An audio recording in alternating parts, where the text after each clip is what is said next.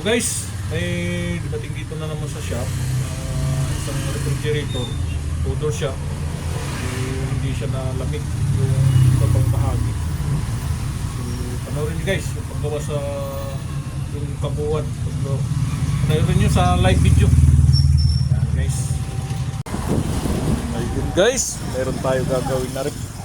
Direct cooling siya. Direct cooling niya. Inverter. So, yan. Mahina na ito lumamig. Yan, guys. So, tara guys. Panoorin nyo guys yung paggawa ko niyan sa live video ko yan. Doon mo mapapanood.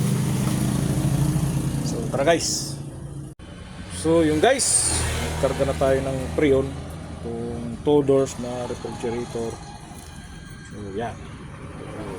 Mamaya i-update ko kayo kung goods na yung lamig nya.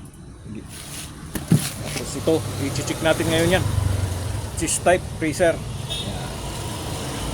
Cheese type na siya. So tara guys, i-check natin yan.